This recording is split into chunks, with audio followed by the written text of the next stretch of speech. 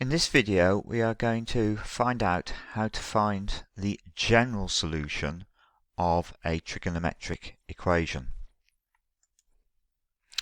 So if we consider the equation cos theta equals 0.5, using a calculator then we can find clearly using inverse cosine that theta is 60 degrees. And then thinking about the graph, we've got 60 degrees as our solution, and then consideration of the symmetry of the cosine graph will enable us to find the other solutions within a specific domain. So for example, if we're interested in the solutions between minus 180 degrees and plus 180 degrees, then the symmetry of the graph around the y-axis tells me that minus 60 is also going to be a solution. So we've got theta equals 60 or minus 60 degrees. Now there are obviously lots more solutions outside the domain minus 180 degrees to 180 degrees. For instance, we can see from the graph and the symmetry of the graph that the graph is symmetrical about 360 degrees, and that 360 plus 60 is going to be a solution. In other words, 420 degrees is a solution, but also 360 degrees minus 60, which is 300 degrees, is also going to be a solution. And what we're really aiming for in this video is a quick and easy way of finding the general solution of an equation like cos theta equals 0.5. So, looking at the graph, the roots of the equation cos theta equals 0.5 that are in a similar position on the cosine wave as 60 degrees are, first of all, 60 degrees after minus 360. Then we've got 60 degrees after the peak at 0. Then we've got 60 degrees after the peak at 360. And the next one we can't see on the graph would be 60 degrees after the peak at 720. So we've got lots of solutions, all of which are 60 degrees more or to the right of the peak on the graph, and all of these solutions take the form of 60 plus some integer multiple of 360. So all of the solutions of the form theta equals minus 660, minus 300, 60, 420, 780, etc. can be summarized by saying theta equals 60 plus k 360, where k is an integer. Now what about the other solutions then? Well, the other solutions, first of all we've got minus 60 is one of the other solutions, and all of the other solutions are going to be of the form of 60 degrees less than the peak point on the curve. So we're going to have ones like that. So we've got 60 degrees less than 360. We've got 60 degrees less than 720. One we can't see there would be 60 degrees less than minus 360. So all of these can be summarized by saying that these solutions are of the form theta equals minus 60 plus k times 360, where k is an integer.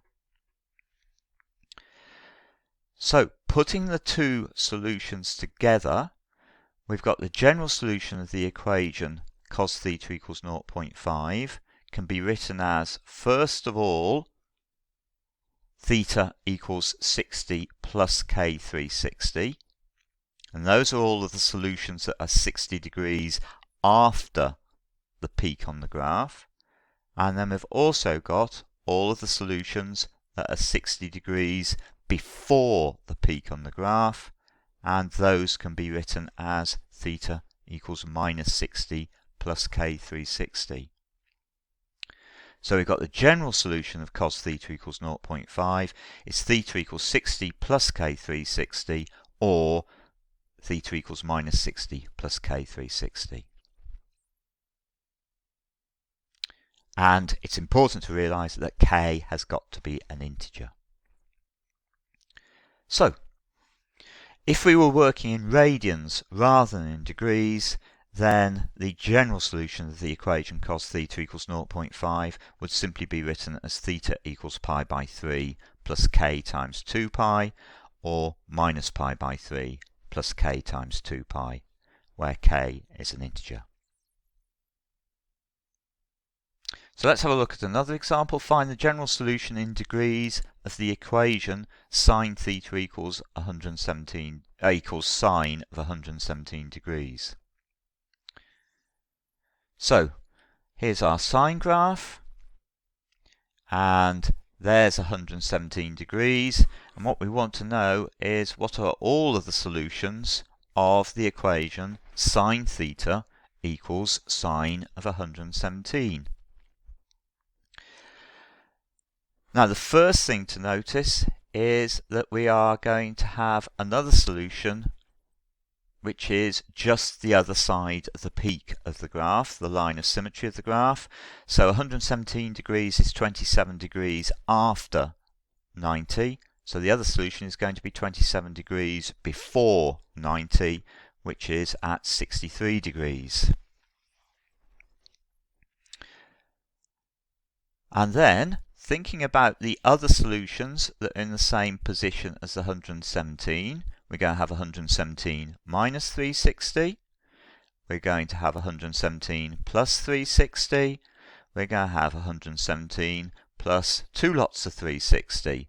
Next one along will be 117 plus 3 lots of 360, etc. So, the green solutions there are going to be of the form 117 plus k times 360, where k is an integer. But we now need to do the general solution for the solutions that are just to the left of the peaks of the graph. So, what have we got there? Well, we're going to have 63 minus 360, 63, 63 plus 360, 63 plus 2 lots of 360. So the general format of those is going to be 63 plus k times 360. So the general solution of the equation sine theta equals sine 117 degrees is going to be theta equals 117 plus k 360, or theta equals 63 plus k 360, remembering though that k has to be an integer. So let's now move on to another example. So in this case we want to find the general solution in radians of the equation tan theta equals minus 2. If we use our calculator for this, we get theta equals minus 1.107 radians. Thinking about what the tan graph looks like, if we put in the line y equals minus 2, and we know that our calculator solution is minus 1.107. Now the tan graph is even easier than the sine and the cosine graphs for finding general solutions, because the tan graph simply repeats every pi. So we've got solutions at minus 1.107 take away 2 pi, minus 1.107 take away pi, minus 1.107, minus 1.107 add pi, minus 1.107 add 2 pi, and so on. So we can summarize the solution of this equation by saying that the general solution is of the form theta equals minus 1.107 plus k pi, where k is an integer. Now at this stage, I think it's time for you to stop the video and to have a go at the questions in this exercise here, to make sure that you've just got the general idea of finding the general solution of simple trigonometric equations.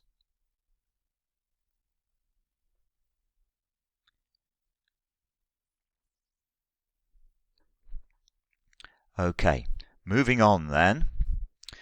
Let's try and summarize what we've done with a series of general formulae. Suppose we've got the equation sine theta equals sine alpha. Then clearly theta can equal alpha, but it could be alpha minus 360, alpha plus 360, alpha plus 360, alpha plus 2 times 360, alpha plus 3 times 360, etc. So our first part of our general solution is going to be theta equals alpha plus k times 360. Now, using the symmetry of the graph that we've got, we have got another solution at 180 minus alpha. And that means we're going to have another series of solutions.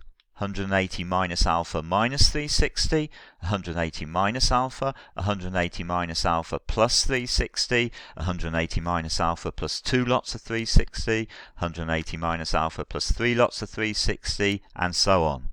In other words, we've got another series of solutions that look like 180 minus alpha plus k times 360.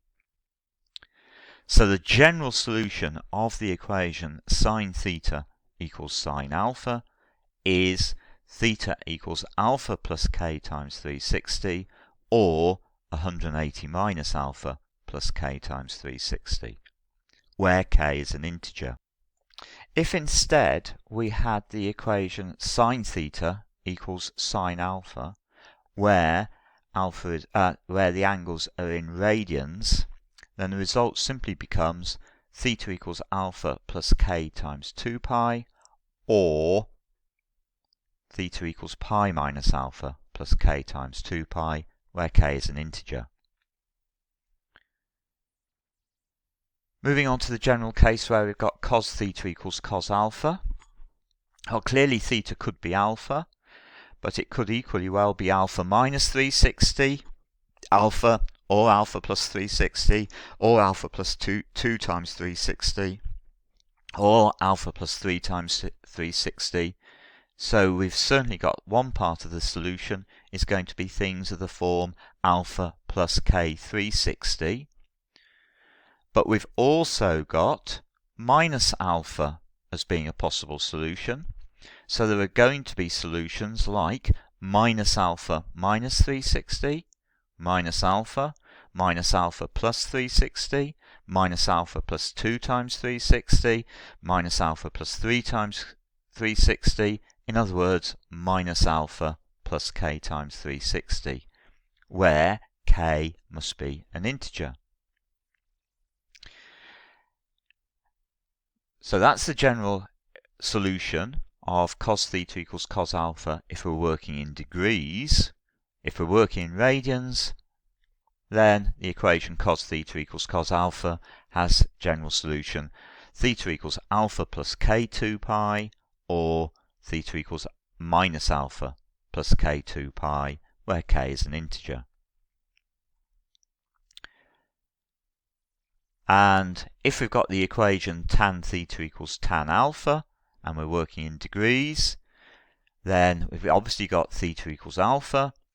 The tan graph simply repeats every 180 degrees, so we'd have possibilities of alpha minus 2 times 180, alpha minus 180, alpha plus 180, alpha plus 2 times 180, alpha plus 3 times 180, and so on.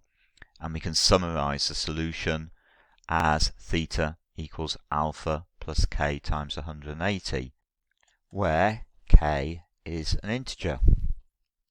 If though we're working in radians rather than in degrees, then the corresponding result is theta equals alpha plus k pi, where k is an integer. Now the results that we've set up here can be neatly summarised in the table here. And it might well be worth your while making a note of this table at this stage, because it's going to be useful in the subsequent work. You're either going to need to learn these results and remember these results, or alternatively, just remember how we obtained them from the graphs of the functions. So let's see how we can use these results then. So find the general solution in degrees of the equation sine 4 theta minus 10 degrees is equal to 0.5. Well, we know that sine of 30 is 0.5. So the first thing we can certainly do is rewrite this equation as sine 4 theta minus 10 equals sine 30.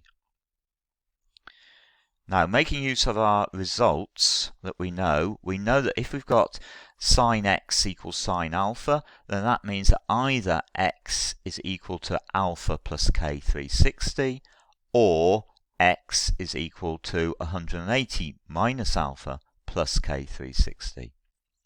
So in this case, sine 4 theta minus 10 equals sine 30 means that I can say that either 4 theta minus 10 is 30 plus k 360, or 4 theta minus 10 equals 180 minus 30 plus k 360.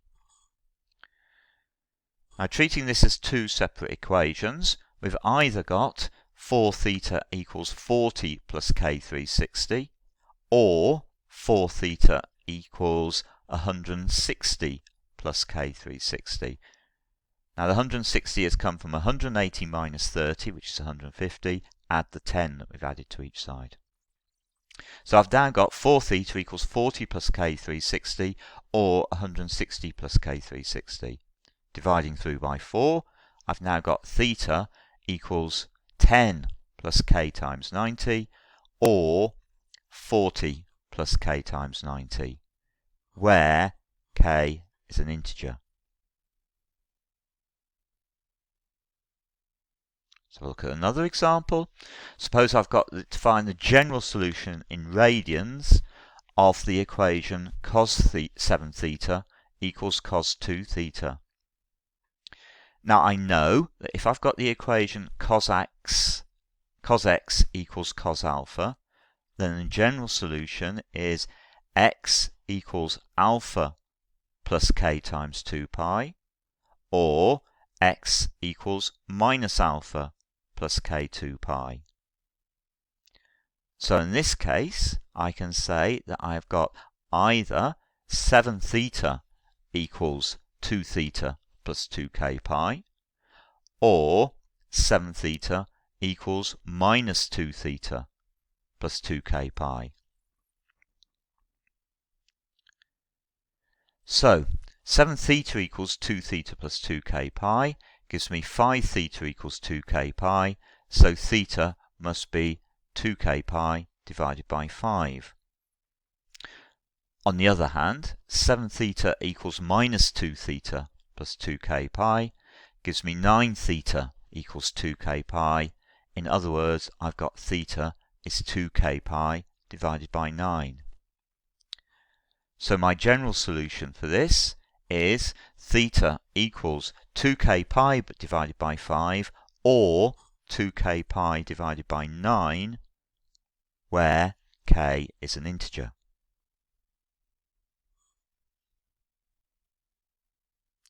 So another example, find the general solution in radians of the equation tan 4 theta equals minus tan 2 theta. If we just recall that tan of minus 2 theta is the same thing as minus tan 2 theta, then we can write the equation as tan 4 theta equals tan of minus 2 theta.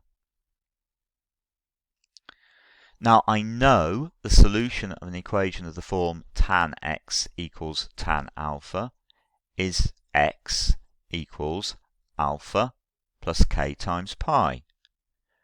So in this case here, if I've got tan 4 theta equals tan minus 2 theta, I can deduce that 4 theta must equal minus 2 theta plus k pi. In other words, 6 theta must equal k pi. So theta equals k pi divided by 6, where k is an integer.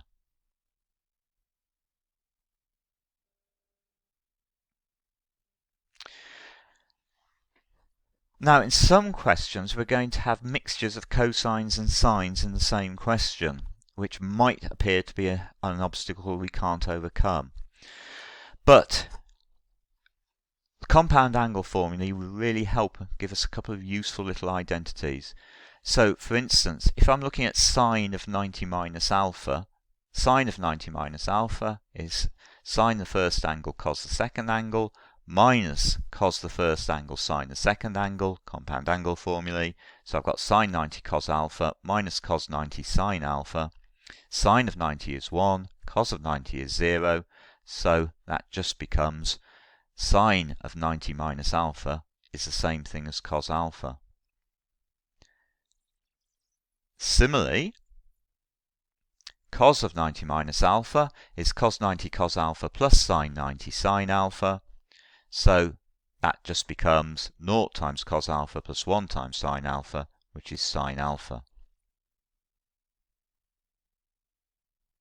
Now, having noticed that, if we have the equation cos phi theta equals sine of 2 theta minus 45, I can say that the sine of something is equal to the cos of 90 minus that something.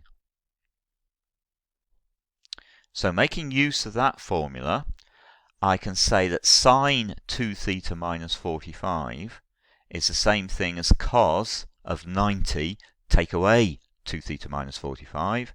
In other words, cos of 135 minus 2 theta. So the equation that I've got can be rewritten as the equation was cos phi theta equals sine 2 theta minus 45.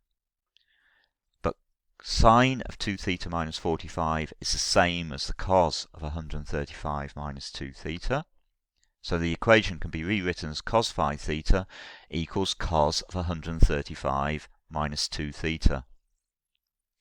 Now I know that cos x equals cos alpha has a general solution in degrees of x equals alpha plus k360 or x equals minus alpha plus k360. So in this case, I can say that 5 theta must equal 135 minus 2 theta plus k360 or minus 135 take away 2 theta plus k360. So working through the two equations separately, the first one, if I add 2 theta to each side, the left-hand equation just becomes 7 theta equals 135 plus k360. If on the right-hand equation, I'm going to need to subtract 2 theta from each side to obtain 3 theta equals minus 135 plus k360. So dividing through by the first equation by 7 and the second equation by 3, we're going to get theta is 1/7 of 135 plus k times 360, or theta is minus 45 plus k times 120, where, as always, k is an integer. And this example shows that we can solve some quite complicated looking equations if we've got knowledge of general solution of the equations.